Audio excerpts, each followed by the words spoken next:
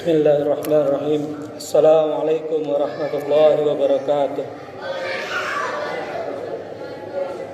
Innal hamdalillah nahmaduhu wa nasta'inuhu wa nastaghfiruh wa na'udzu billahi min syururi anfusina wa min sayyiati a'malina may yahdihillahu fala mudilla lahu wa may yudlil fala hadiyalah. Asyhadu an la ilaha illallah wahdahu la syarika lahu asyhadu anna Muhammadan abduhu wa rasuluh. Allahumma salli wa sallim ala nabiyyina Muhammad. Wa qala Allah ta'ala a'udzu billahi minasyaitonir rajim. Ya ayyuhalladzina amanu kutiba 'alaikumus shiyam kama kutiba 'alal ladzina min qablikum la'allakum tattaqun.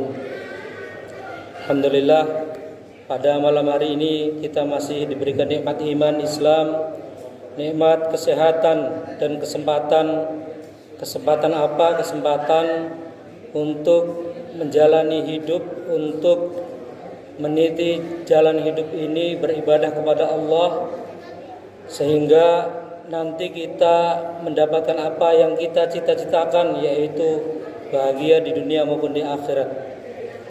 Salawat dan salam semoga senantiasa tercurah kepada junjungan agung Nabi Muhammad sallallahu alaihi wasallam. Beliau adalah qudwah kita.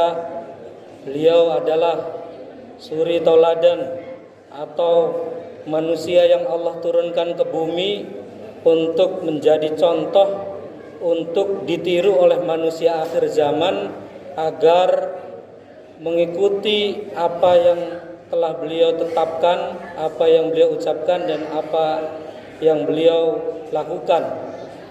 Sehingga dengan kita mengikuti apa yang Nabi tetapkan, maka kita insya Allah selamat di dunia dan di akhirat.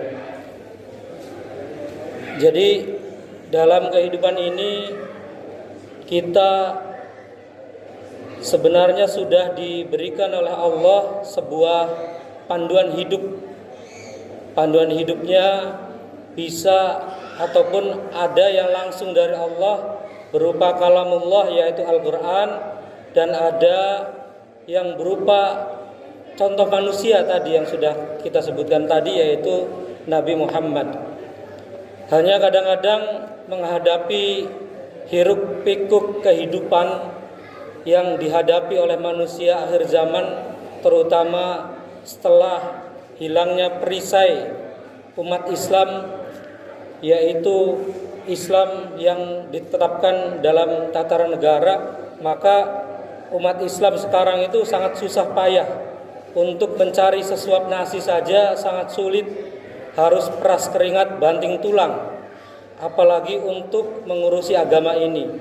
Sehingga sangat mudah kita melihat banyak orang-orang yang mungkin menjadikan standar kehidupannya berdasarkan pada pragmatisme, atau misalnya lebih halus lagi berdasarkan pada akal manusia.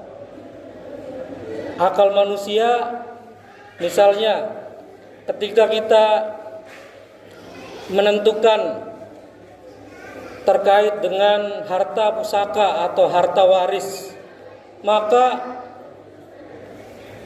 misalnya orang tersebut merasa anak yang paling besar, maka anak yang paling besar itu merasa harus mendapatkan bagian waris yang banyak, karena dia sudah besar. Itu secara akal masuk akal. Kemudian ada adiknya, misalnya adiknya yang lebih muda daripada kakaknya, atau ada anak bungsu, anak terakhir.